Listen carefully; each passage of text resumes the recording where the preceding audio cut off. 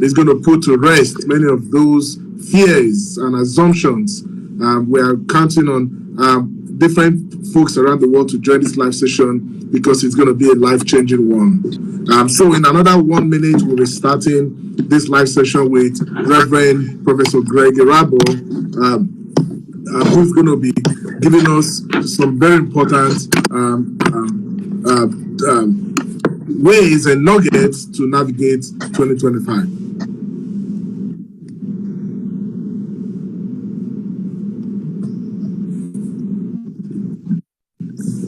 Okay, so whenever you're ready, sir, I think we can start now. This is 10:01. Whenever you're ready, we can start. Okay. Thank you very much for agreeing to join this live session, and also, of course, for always giving yourself, making yourself available to support people around the world with life-changing, inspirational messages. It doesn't come, it comes at a big cost to you, I'm sure, so we don't take it for granted at all. Before we start, I would like to quickly introduce, for those of us who do not know who our guest today is, I'd like to quickly introduce him for those of us who are watching around the world. And I'd like to say, if you're already here in this session, please kindly invite your friends and your colleagues and ask them to join, that the live session has begun. This session is being live streamed on YouTube, on Facebook, and all of the other different social media platforms across the world. We have people joining from the UK, from Nigeria, here in Canada, from the US, from Australia, from South America, and from South Africa, and from all around the world. For those of us who do not know Reverend Professor G. Irabo, he is a physician, a teacher, a professor of medicine, a leadership coach. He's also the author of many best-selling books that are both spiritual books, medical books, and motivational books. He's the president of the Spokesman Sanctuary of Hope Church and also the Greg Irabo Ministries International.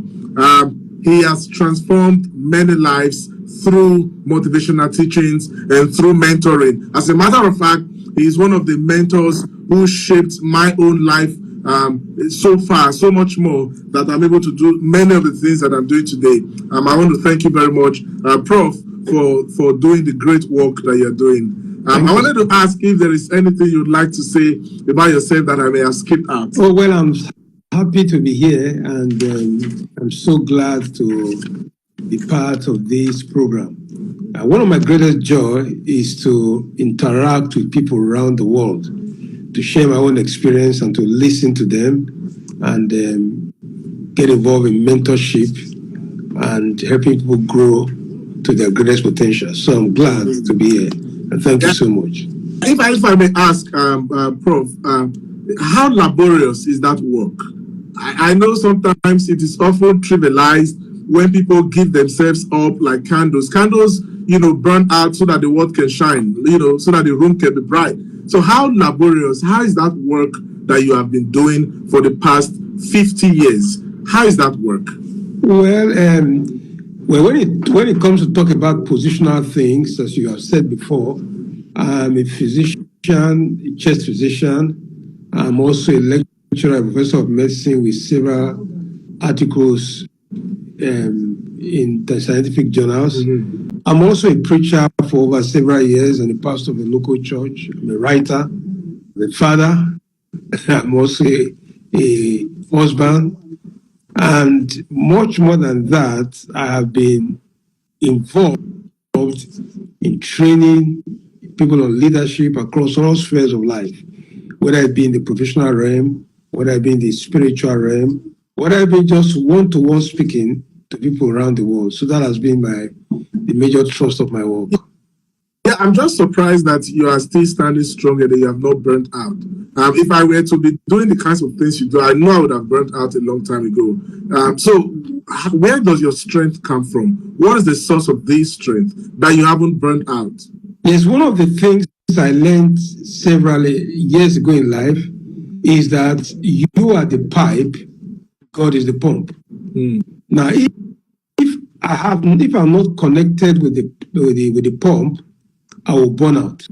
I see myself as a channel connected to a source.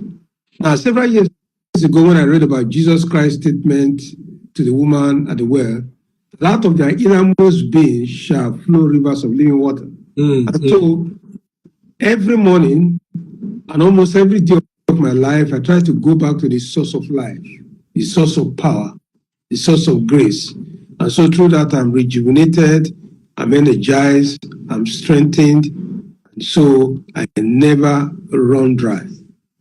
Yeah, that's very remarkable. I think I'm going to start off my questions from there. But just for context, for those of us who are on this live session and joining on YouTube and Facebook who might not know me, my name is Paul Akpomoje. I'm a researcher in Canada studying migration narratives here in Canada. And I happen to be one of those people that Professor Greg Irabo has mentored for the last 15 years. And I'm happy to be back again on this stage through this platform to have this conversation with him. I would like to talk about abiding. You have just talked about how you have used a very important metaphor to describe the source of strength, the pump and the pipe. I think that's a very vivid and very relatable metaphor. I would like to ask, in the context of growth, in the context of strength, why is it important for us to abide and get stayed with as a branch to the tree? Why is this important? Yes, Paul, I've known you for a very long time. I'm sure you don't want to tell us that you have a PhD. You don't want to tell us that you have been an expert in languages and so on, and you have taught several people. So thank you so much for the great work you are doing and for your research in Canada.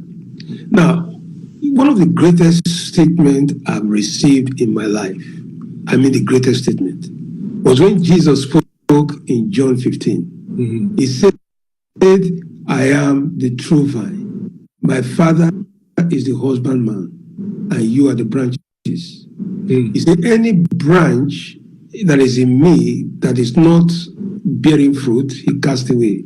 And every branch in me that bears fruit, he prunes that it might bear more fruit. And then he made a categorical statement.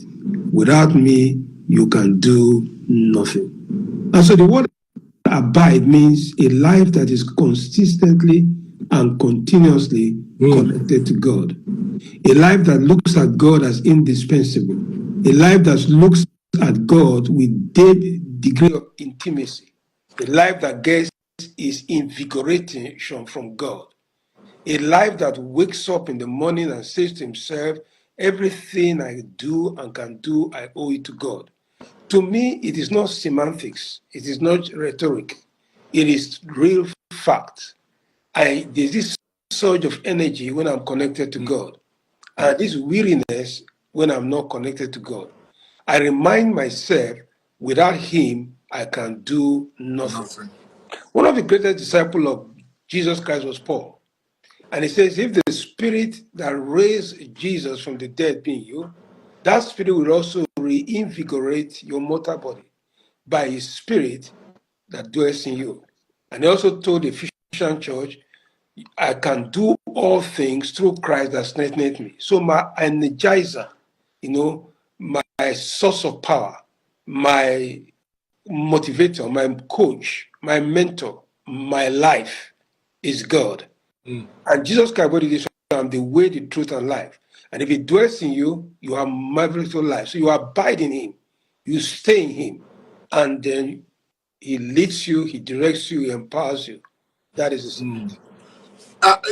That's interesting to hear, but there are those who would think, or there are those who would say that it's easy to abide when you have everything to yourself. It's easy to abide when you have a job. It's easy to abide when you have money, when you have food in your stomach.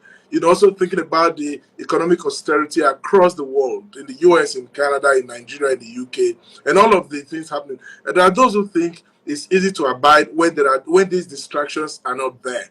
But I would like to ask, how do we then reconcile this plethora of distractions here and there with also trying to stay put, in the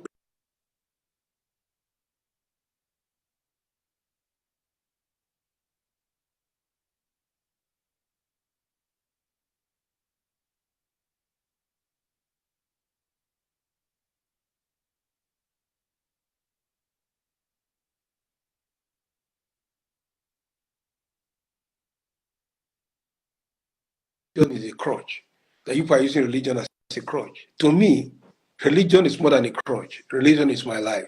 And so, regardless of the austerity situation, regardless of the crisis people face, regardless of the challenges they face, I can tell you from my own experience that that is when we need God most. You know, if you look at Isaiah 40, tells us, it said, He giveth strength to him that is fainting. Just imagine that. He giveth strength to him that is fainting. So, no matter the situation, God is a present help in times of trouble. One of the greatest illustrations I've learned about God is that God is the friend that comes at the time of trouble. Many of my friends come before, and many of my friends come after. So God is a present help in times of trouble. And David said, if my father and my mother forsake me, then the Lord will take me up. So God is not just a God for good times. He's a God for all times. I think that's a very powerful point. Just in thinking about how people think of God as as if like fair weather thing. You know, when the weather is fair, people want to stay there. When the weather is, I think you have made a very important point. But there's a point that you made that I want to look at it from another angle, thinking about religion as a crutch. But there are also those who have come to argue that religion has become a scam. You know, there are also those who have become very skeptical about preachers and pastors and evangelists and all of the miracle, working pastors across the world. I'm curious what would you say, or what can you offer in this conversation, just as a way to get people to refocus in thinking about, people thinking of scammers have become pastors, or pastors have become scammers, and pastors driving bulletproof cars, Rolls Royce, using fancy wristwatches, and living luxurious lifestyle. But the members, the masses, are hungry. I don't understand this. I will have to say for a fact that this has affected the faith of many. What do you have to say about that? Now, you see, I'm one of those people who believe a lot in Albert Einstein, who made us to realize that the great solutions in the world can be simplified. Now, it is when you make religion very complicated that you have all these problems. Whenever I think about Christianity, I think so of only one person, Christ, and every other person as channels. And so when you get your eyes off people who either are pastors or are preachers or are surrogate for Christ and look at Christ, your visibility will be clear. And the Bible says, for there is no name under heaven given to man by which we shall be saved. And so regardless of what the pastor says or what the pastor claims, it doesn't bother me. Christ in you, the hope of glory. In fact, Paul said, prove all things and hold fast to that which is good.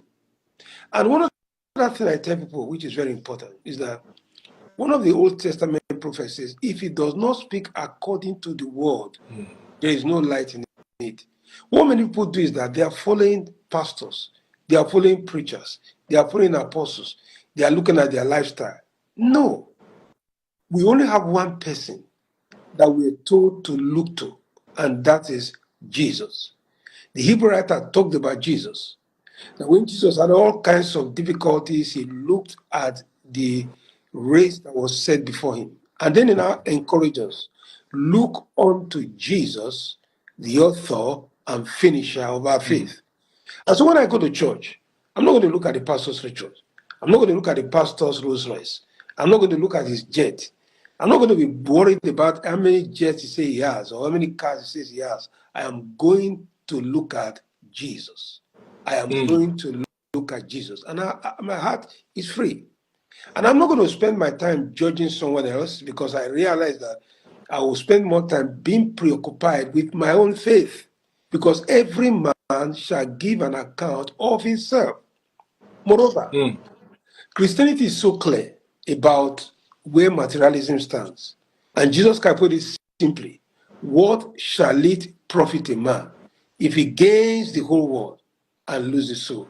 So any religion that makes pursuing of material things its goal, and make pursuing of material things its quest, it has missed the point.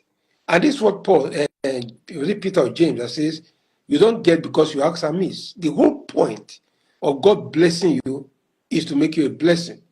Life is not centripetal, it is centrifugal. God hasn't called us to have an ostrich mentality, He's called us to be an outreach mentality. He's given us all things to enjoy, but that grace is also for distribution. So stop focusing on men. Stop focusing on them. You will be disappointed. Focus on Christ. Get to know Christ and follow Him and work for Him, and there will be no problem. Wow. I'll circle back to this point just shortly. But there is something you said now, which is one of the biggest statements that I've heard from you. I mean, I first heard you make this statement about 10 years ago that grace is for distribution. I have mentioned it here again. I'll circle back to the matter of, people's opinions and, pastors and the like. But let's quickly talk about grace is for distribution. I'm curious, to what extent can people go? Because we're talking about 2025, and we're talking about how people can navigate, 2025 coming from 2024. To what length can we go? To what length have you gone in distributing grace? Now, Do you ever get tired of doing that? Yeah, let me tell you, every day of my life, and I pray sometimes I miss it, sometimes I do not, but every day of my life, I remind myself that I will never be ungrateful to God. Look, I'm here in the United States today, and you are in Canada. Now, we all came from what's so-called the low-income countries. How many people have ever got into a plane? How many people have a first degree? How many people have a 3-square meal? You see, there is no way I will look at what God has done for me every day of my life without giving thanks. And so I don't want to look at life as an entitlement mentality. And when I see that I have been blessed in a way I don't deserve it, in the way I cannot express, and I'm still alive. And I realize that the blessing I receive from God is a responsibility to reach out to someone else who is not so privileged. And that is it. That look, I have been given. To me, enough is what I have. It's not what I don't have. And so if God gives me anything extra, I give it to others. Now, when it comes to being tired of giving, yes, there are people who are going to capitalize on your giving. There are people who are going to have an entitlement mentality. There are people who are going to manipulate you. But you must act from your inner core, on the principles that you stand by. Let the world will continue to change you and distract you. What is your philosophy? What is your belief? Now, Jesus Christ said, the Son of Man came not to serve, but came not to be served, not to be served, but to serve, and to give his life for a ransom. That is his core. That is his philosophy. He is called to be a giver and not a taker. And when he was talking to his apostles, he said, I have done this to give you an example. And so you must know that Christianity runs counterculture to the world. And so giving, being generous, showing gratitude is sacrifice. But the result is, the more you give, the joyful you are, the more you receive, the more you give, the more you now realize that every blessing you receive is a responsibility from God to be generous and to reach out to others. The happiest people in the world are not those who have the limousines, are not those who have the cars. You see, there was an interesting interview given to a multi-millionaire in the US. The man has several estates, all in one place. And in his own house, he has 18 sitting rooms. Then the man asked him, how many of those sitting rooms you stay? He said he only stays in one and he goes to the kitchen. So just to some of these things that people put on around are just to make everyone know I'm having several cars, I have houses in every nation of the world. What does it really mean? What does it matter? What matters is to live a life that will be fulfilling and will bring joy to others. And that is the core philosophy on which our Christian faith is based. Yeah, that's a very vital point. I remember also the very first foreign currency that I ever had. You gave it to me in 2017 when I was going to Germany. I remember you called me and gave me an envelope of some euros. And also when I was going to Canada, the first dollar I ever had, you gave to me. And even when my wife was also traveling to Canada, you gave her some amount of dollars. And I see you do this to different people, across the world. And I'm thinking about, the pastorate. I'm thinking about, the ministry and how for many people argue that it is always a taking, practice for many pastors. And in fact, some people have come to conclude that most pastors are political puppets. I'm interested in that part about pastors now doing the work of political puppeteering. What do you say about this? Is this something that we should just let go, or we should talk about it? Yeah, you see, the truth about it is that I've always had this strong principle that to a man, every man in the world, to his God he stands and falls. It is not easy to judge things on the surface because some people you may look at as takers, they may actually be givers. So, but as I said to you, get your eyes off people. Look, I've been a Christian for over 5 decades now, and I would have left the Christian faith if I have looked at people. In fact, the only person that has not disappointed me in this life is Christ. And so, we're all human. We're all work in progress. The fact that the person is a pastor doesn't mean he's perfect. You see, pastoral work has become a profession like every other profession. I can become a medical doctor because I want to help the poor. I can become a medical doctor because I want to be rich. I can become a medical doctor because I want my parents to have a son that his name is doctor. I may become a medical doctor because it's prestigious. So there are many motives for becoming a medical doctor, as there are many motives for becoming a preacher. But it is not in my part to judge another preacher because God is the only one that judges the motives of people's heart. But there is a Bible, which people call believers' instruction before leaving the earth. Bible. So when I see all kinds of manifestations, all kinds of ideologies, all kinds of ramifications of activities, I look at God's word, not to judge someone else, but to say that it is so clear and vivid that the Bible tells us that the Lord Jesus taught us that it is far better to give than to receive.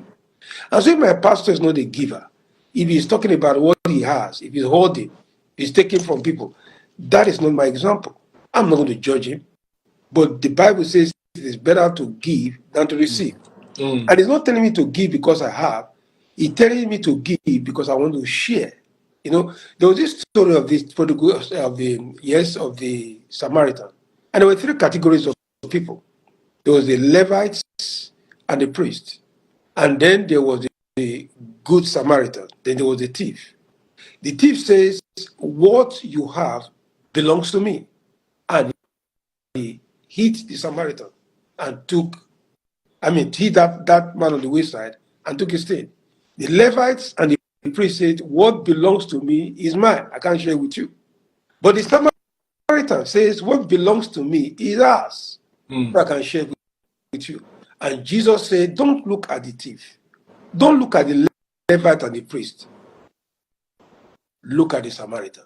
When you see all this happening, look at the Samaritan. Yeah, I think that's a very important point. But I want to quickly draw from something that you said now. You've been a medical doctor for God knows how long now, like forever that I've known you, for more than 3-4 decades practicing medicine. I'm curious, what is that one life lesson that you've seen people on their deathbed wish for or wish against? Because you said something about Bible being believers' instruction before leaving the earth. I want us to see how we can navigate or marry these two dimensions. Practicing medicine, you've been on many people's bedside, the big, the great, the little, the young. What is that one life lesson that is important even to go into 2025 with? Now, one of the greatest picture I would paint was that I have this woman, I'm a chest physician, and I practiced medicine for over 4 Yeah. decades, if not over 45 decades. Now, I met this woman. I've been a patient for it's been my patient for a long time, and she has had asthma for 52 years, and she's been consistent on her medication. And I can tell you, she was then as I met her, she was one of the wealthiest women in my country. Then suddenly the husband now called me. Then she was, I think, 70 something years, I can't remember, that the lady has deteriorated. And I ran down to her at home, and I knew that it was so bad, and I asked her what happened. She said, well, she stopped her medication, and she was told by a certain man to take a particular group of herbs and things like that. I said, well, we have to go to the ICU, we have to go to the hospital. I went to the hospital, and she was breathing and not doing well. And she asked me, can't we go somewhere else? Can't you take me somewhere else? I said, well, we can try, because the intensive care unit is not, but we can take it to St. Thomas's in the UK. He said, arrange for the helicopter, I'm going to pay for it. Now, but she found it difficult to move from the bed even to the door. And then she looked at me and said, Dr. Rabo, then I was the professor, said, I don't fear to die, but I fear if I will make heaven. I fear if I will make heaven. There's another learned man I met. He had a microfinance bank, and he was in his terminal stage of death. And he called me, and he held me by the hand. I said, Rabbi, I know you are a preacher. I know you are a preacher. Please pray for me. Please pray for me. Please pray for me. Not long after that, he was dead. I've never met any dead man talking about his property. I've not met any dead man talking about how rich he is, how famous he is, how he wrote the best book, how he has the biggest churches. I found out that a time comes in everyone when he has to face with eternity, he begins to realize that he doesn't only have a body, he has a soul that's accountable to God. So we don't need to wait for the deathbed experience. We need to, every day of our life, live as if our soul will report back to our Maker. Now, there was this great writer who said he had looked at two kinds of people in their deathbed. See, they look at atheists who never believed there is God, who fought against God. And they have looked at saints who believe in God. And in many cases, by his own experience, it may not be universal. It may be some one or two outliners here and there. He says they have seen the way the saints die. A lot of them peacefully, a lot of them joyfully, a lot of them say they are going home. But he has seen the atheists, how they shout, I can see fire. I've wronged God and man. And when he looked at it, he made a statement. I don't want to see an atheist die. That sin is horrible. So what I'm saying that live life as if it does not belong to you. Your life belongs to God. And one day you are going to account for it. And so don't wait for the last day before you make a repentance. It's not because you want to go to heaven, but because the best life is the life who realize that this life does not belong to me. Now, Jesus Christ gave a parable of the rich man who gathered everything in his barns and was so glad that he was going to enjoy his life. And then in that night, there was a knock on his door that your life will be required of God this night. And he never made it overnight. Every one of us should look at life with simplicity, should look at life with humility, and should look at life with responsibility and a heart of gratitude. Wow. I think this particular response you gave is very emotional. Like I'm like just thinking about, you said something very valuable, that the greatest death is the death, that of a life that has not known Christ, and that property doesn't become the center. It is where they are going afterwards, and I think this is very remarkable.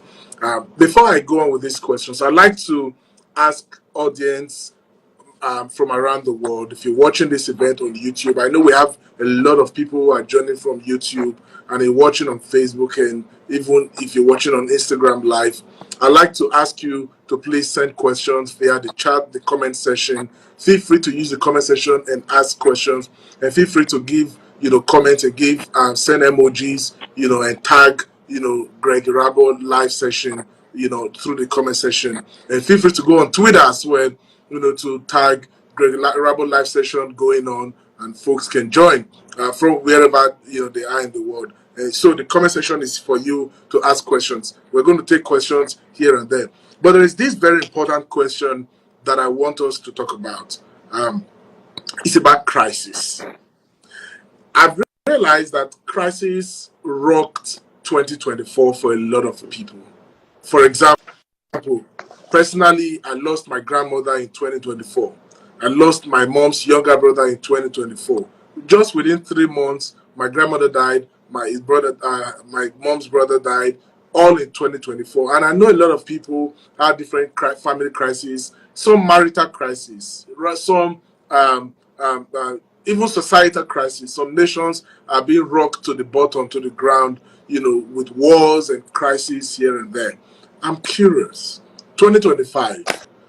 What should we look forward to, and how do we navigate crisis in 2025? Thank you so much. And in the past, I used to see crisis, especially if a friend disappoints you, being a local pastor, sometimes you may feel somebody you trusted to do certain things disappoint you. I give example of someone calling somebody and then chatting with that person, and he never knew that he had not put off his phone on the other end, and he kept on abusing the person after. And that man heard that this same man that was praising me was abusing me.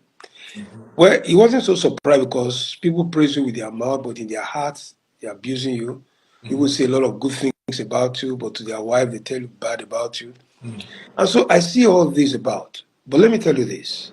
Crises are part of life. They are what makes this life whole. It's like male and female make us human. Light and darkness make day. And Jesus Christ told us that in the world we will find tribulation. You see, I can tell you clearly that I've learned more from troubles than from joys. As C.S. Lewis, the great professor of literature, says, he said, God speaks to us in our joys, but shouts in our pain. A woman was being interviewed, and I asked her, what is the greatest lesson he has learned in marriage? He said, marriage has brought out the worst in me out. So I began to see myself, because your spouse will bring it out. And it is your own duty to either take that responsibility and change, or keep on battering and abusing other people. First of all, I want to say that the greatest scriptural verse that was so clear about, not the greatest, one of the greatest, is in Isaiah, is Psalms 46, verse 10. Be still and know that I'm God. I will be exalted in the nations, among the nations. I'll be exalted on the earth. The Lord of hosts is with us. The Lord of Jacob is our refuge. Jesus Christ says, in the world you will find tribulation. Be of good cheer. And so your inner milieu, your innermost being, should be what I call it. You should counter. Your life should not be, you should not base your life on the externals. Your perception of life should not be on the environment. You must calibrate your life from what is inside you. And what should be inside you is rejoice evermore, count it all blessings, because from one crisis you move to a better understanding of life. Someone once said that the Chinese, I don't know how true it was, alluded to John F. Kennedy, that the word crisis, when you read it on one side, it shows disaster. You look at it on the other side, it shows opportunity. And so whenever you find crisis, just look at the lessons you need to learn and know the losses that have happened to you and think that God is with you and God cares for you. And I always have this acronym, 1C. When you have crisis, look for a creative way that God is giving you another creative way to live. And so stay careful. I look at R means stay resilient, and make a response that would suddenly not quench your light. Then I look at I, ask God for insight as you do introspection. Look at me, not others. Then I look at S, you must keep up with supernatural resolve. Let God give you supernatural resolve. And I look at I, you must define life imperatives. That is, go on, go on, go on in spite of a crisis. And S, step into new frontiers. That's very resounding. One of the comment sections here right now, somebody is saying that they used to attend your church back when they were in Ile-Ife, Nigeria, West Africa, Nigeria, and that you have always preached on hope, and that they consider your sermons on hope as very therapeutic and provide a lot of healing experiences for them. And I want to ask this question within the context of migration. I am a migration scholar, and I'm wondering, with the trend of people leaving, their countries and looking for greener pastures around the world, I'm curious, how do we connect this to that sermon of hope that you have always preached for the last 50 years? Yeah, what I want to say is that the earth is the Lord's and the fullness thereof. I don't believe a Christian is a citizen of heaven, domiciled in a portion of this earth. You see, to God, it doesn't really matter where you are. What is important is where God has sent you and what is your message and what is your mandate. Now, some people can pass through a particular, you're in Canada now, it may be a seasonal thing, some may be a permanent thing. And then you now find out that your being in Canada at this time may also be an opportunity for you to reach out to others you will never reach out to in your life. It enlarges your horizon. It makes you to see how you can be useful. But let me tell you, the world has gone beyond ethnocentricity. It has gone beyond this is my country. As the great John Wesley said, the world is my parish. The world is my parish. And the Bible says we are light of the world. And so what I look at it is that whether you're in Canada, you're in Australia, whether you're in England, the important thing is don't hide your faith. Don't hide your light. Go there, get the best you can, but show your Christian light. Oh, someone say, well, where I am does not allow me to preach. No, the best preaching is the life you live. And then you do not have any authority to preach to anybody when you do not exemplify that in your life. And then somebody said, well, there's so much frustration in being in the Western world. Yes, I'm not going to be fighting with someone who is a Canadian citizen and say, I want to get equal rights with you. Or somebody who is in the US, you want to have equal rights with him. No. You see, this is their country. So when you get there, don't begin to fight for right. Do the right things. And begin to distinguish yourself, like Daniel distinguished himself, that even the country itself will weep when you say you're about to go. Spend your time talking about discrimination, talking about your color, talking about how people hate you. That will be your syllabus all your life. And that will be your manifesto, your mandate. I will not go anywhere. Take the best of what you see, take the challenges of what you see, make the best of it. And out of the broken pieces, I always said, God can build an edifice of hope. Yeah, that's a very powerful mantra that some of us have taken for the last 15, for some people 20 years, who have been under your administration, and I think that has been a very important way to define hope. Out of the broken pieces of your past, God can always build an edifice of hope. But I want us to come back a little bit now to some practicalities.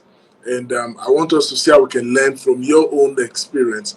What are some of those practical steps that you have taken that helped to align, to always stay aligned in the ways of God? Some of those very practical steps in the midst of many material and worldly offers. I know several times you have been offered to become vice chancellor, you've been offered very big political positions across the world, and you have also held very big professional positions. In the midst of all of these offers that you accepted or rejected, how have you navigated your spiritual faith?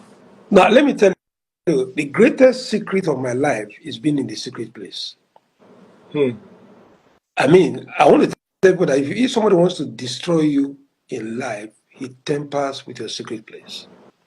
And the secret place may not just be one time or one day or one morning or one afternoon evening. It is your connection with something higher. As I said, God being the pump, you being the pipe. God being the source, you being the channel. God being the energizer, you be the recipient. And so at every particular time, I do what I call the Jotham principle. In the Bible, there was this man called King Jotham, who ordered his life before his Lord, his Maker. Jotham ordered his life before his God, his Maker. And if you look at the life of the wise Solomon, he says, trust in the Lord with all thy heart, and lean not unto thy own understanding. In all thy ways acknowledge him, and he shall direct your steps. To me, prayer is not request. It is communing with God. It's a dialogue. It's a time when I go to God to tell him everything about my life and to allow him to fix it right. It's a time when I recalibrate my life and I look at the compass of my life to be sure I'm going the right direction. So I don't look for offers. I don't look for opportunities. I don't look for great things. I want to be in the center of God's will. The greatest lesson of my lifetime, I mean the greatest lesson of my lifetime, is that the steps of a righteous man are ordered by the Lord. Not only does he order our steps, he orders our stop. And so what I believe is this. As I present myself to God every morning, moment by moment, in the midst of crisis and situation, whether you have it at home, whether you have it in your workplace, whether you have it with your friends, God begins to show to me the pathway, give me pathways to go, and tell me that this initial problem is like a cloud over my life. It will soon clear away. So because of that, I'm ever joyful. I don't want to grab. I don't see myself competing with anybody. I don't want to become an envious and jealous person. I used to tell people that although I belong to many of my old classmates, my secondary school, my high school, university, I don't want to know. Yes, I would like to know what my classmates are doing. I would like to know how successful they are, but I'm not obsessed with it. I don't look at them in comparison. I look at them with gratitude for what God is doing in their life. Because there are so much about my life that God will still do. The Bible says, I have not seen, ear has not heard, neither has it entered into the heart of man what God has prepared for them that love him. So I want to spend my time working on myself. I want to spend my time pursuing my goals. I want to spend my time running after my purposes. I want to spend my time fitting into God's plan for my life. And so what that plan is, I don't care. If that plan is I'm going to fix a car, if that plan is I'm going to take off an aged woman, if that plan is I'm going to see a student on the way and pay for his meal, if that plan is I'm going to clean the church and morning, if that plan is I'm going to sing in the choir, if that plan is I'm going to stay in a remote part of the world and just intercede for people, if that plan is I'm going to take the people and write a story, whatever that plan is, the index of my satisfaction is that somehow I have peace, that I'm in the center of God's will. If God decides to take the things I do and blow it up, that the world will hear about it, then all glory be to them. If He wants to keep it till when I see Him in eternity to blow it up, all glory belong to Him. I have found out that it is not the things you are known for or the things you have that really make the quality of your life. It is the quality of your life is actually an index of being in the center of God's will. Now, let me say this clearly. One of the most used, abused, disused, and misused word in my generation is the word purpose. You mean anybody says, I want to do my purpose. I want to do my purpose. And then when you now ask further, he tells, well, I want to do my purpose. I want to achieve this. I want to be like my pastor. I want to have these cars. I want to have this. No. Purpose simply means what God wants you to do. It has no money tag. It has no commercial value. It has no property. It's not your degrees. Look, my friend, if I tell people that I have several degrees in medicine, I've had several, what does that mean? It's just a plaque somewhere. You know, it doesn't define me. That's not my identity. My identity is what I do as a result of the purpose of being a doctor. And so the purpose of life is the purpose that God has called you to. And all of us in this world, if we do our purposes, we are happy, we are joyful. And I don't start fulfilling my purpose because I'm the best writer in the world. I'm fulfilling my purpose because I'm the best engineer in the world. I fulfill my purpose because I'm the president of the country. No, no, no, no. Purpose is not in titles, it's not in positions. It's how what you have been called to serve. All of us are service agents. All of us are divine channels to reach out to others. And so that is what purpose is. Purpose is, here am I'm the handmaid of the Lord, be done according to your word. Wow, I think that's a very big lesson that you have just shared about on purpose, and I think it's you have rightly put it that it's abused. The word is very much abused, and I think you have put it very very succinctly about how purpose is not in titles. It is what you are doing in that is in line with what God opportunities God has given you. Or if God has given me an opportunity to be a doctor, the purpose is how am I using that opportunity to save lives. And I think that's very, very important. There is a comment, there's a question from one of the viewers right now, and this person is asking that in raising children, like especially in this age of diasporic families, how does one raise children in the ways of God, in the global arena, in the diasporic space. And I think that has been a big concern for even many immigrant families. The first thing is that don't stop learning. You see, life is very dynamic. Your children are also dynamic. The society is dynamic. Don't find a formula that you cannot change. That has been anachronistic. Also know your boundaries as a father. You don't know your boundaries, you have a lot of problems.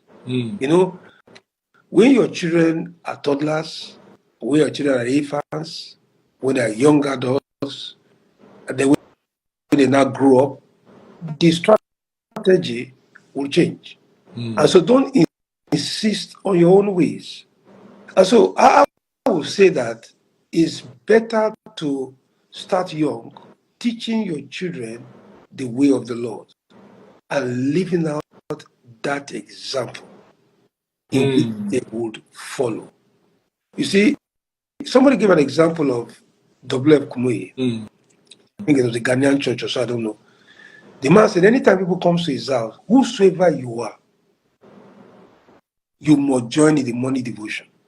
And they were about to have a pastor's conference, and this W.F. Kumuyi was his guest in his house.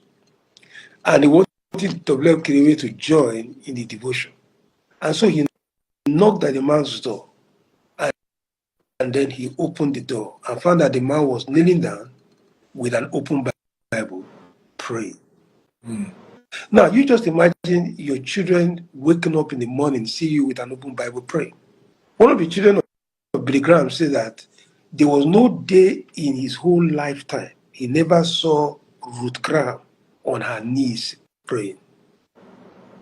And I tell parents too that if you use abusive language for one another, your children will take it and they will receive circulate it. And so if you don't want your children to be rude to you or rude to others, don't be rude to one another. Endure, show the right example. And then you must, as your children keep growing, know your limitations. Sometimes they don't more belong to you in that sense. Don't go and possess them, And because you don't keep boundaries, they fight you. So keep boundaries. Give them the principles and then pray for them. Then also give them the opportunity to fail. You see, life is not perfect. And so when they fail, like the prodigal son, bring them back again. And don't speak words of finality when it comes to your children. I tell myself as a child of God, this is what I do. Each time I'm anxious about any of my children, I hear a voice telling me that I know whom I have believed. And I know he's able to keep that which is committed to him until that day. I have committed these children to God's hands. And I'm not going to be too anxious again. I'm going to keep reminding God about it. Then there's also the problem many parents, Christian parents do, emphasizing how good your children should be in the secular and not trying to consider the core spirituality of your children. Look, if I look at my life, I am not great because I went to medical school. I'm not even saying I'm great. I'm not great because I have traveled around the world. I have only one thing that makes me, I know God. I know Christ. And my father, although he was a Catholic and wasn't like the same religious persuasion with us, he wanted to emphasize it in us when we were young. Get to know the God of your father. Well, there's also the pathway, but discipline. I think that's a very big point, and that's why we're here to take all of these questions. But before we take more questions from the audience, I'd like to talk about very briefly. I know you've talked about a lot about loyalty. You've talked about how people have become disloyal. You've talked about how people have become disloyal and rebellious around the world, especially to their mentors and their fathers and their parents. And I think from cursory observation, rebellion is on the increase. What do you have to say about dealing with loyalty and disloyalty? Well, first of all, let me illustrate to you that in this present world, I don't know if they call it, what generation do we call them now? Gen Z. Generation. Yeah. In this present world, is it narcissism? People are always, me is the most important. When I was growing up, although I was taught to think about me, I was also taught to think about we. In fact, somebody will say that greatness is inverted me. So me inverted becomes we. But most people, it is me. If they join a church, they want to learn how they can form their own. They're in the ministry, they want to learn what to do to become a minister. If they are working with you, they want to learn the tactics to establish their own. If they are faithful, it's because they can purposes, they work out of your life. First of all, is for you as a person to define your philosophy. Is your philosophy me or we?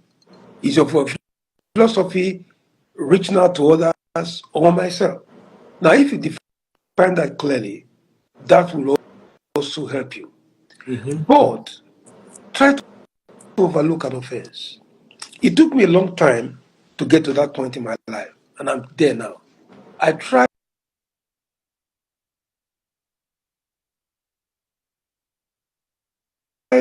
now to focus on the good.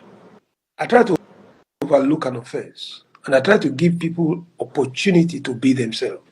Before, I would say, why could this person betray me? Why would this person do this when I did this to that? Why could this person keep this from me? Why could this person not be truthful? Why could this person not be transparent? And I keep on saying it, and now I don't do that. I just release people. The Bible says it is a man's discretion to overlook an offense. But I keep pursuing what I'm doing. If I give things to people and then they're not faithful, they don't give back. If I take care of people and they don't think they should take care of me, that's their business. But I wouldn't want them to make me like themselves. And so what I would do is that I want to pursue good, and I want to overlook an offense. And I want to give thanks for those periods these people were faithful with me. And then when they go, I wish them good well. I wish them farewell. I wish them the best. But at the same time, I will not allow someone to change the basic philosophy of transparency, of truth, of living right, and of having a fair dealing with everybody that you deal with. Of living an institution better than I have it. Of going then for not what I can get, but what I can give. Not trying to reap an organization, but trying to save an organization. I want to have an institutional mentality. And I'm not going to compete by the individualistic tendency in every one of us, but I want to allow somebody's own selfishness. So make me selfish. That I will look at it as an impetus to do better. Wow. That's a very huge thing for us to think about. Just thinking about how we should rather focus on ourselves and how to deal better with people and not expect what people will do or will not do. I think that's really valuable to think about. Also thinking about, gratitude, how, gratitude is almost like zero now. I was listening to one of the pastors in Nigeria preaching recently, and the pastor said that nowadays somebody does something for you and you just send thanks. No emotions, nothing. That there's this entitlement mentality. That young people and even older people nowadays are carrying around. Yeah, I can I just say something? Yes. You see, and I think I had this preaching. I think I had it. I had the preaching, and somebody emphasized it. Somebody said, "Well, you should not. Your father should take off his own responsibility. Your children take care of their own responsibility, or you should never tithe. You should never do this." Yeah. I take a look. When I was growing up, my father went to St. Gregory's College. I went to St. Railway. Was a railway worker. And he grew up from a junior staff, graduate until he got into middle class. Maybe just the middle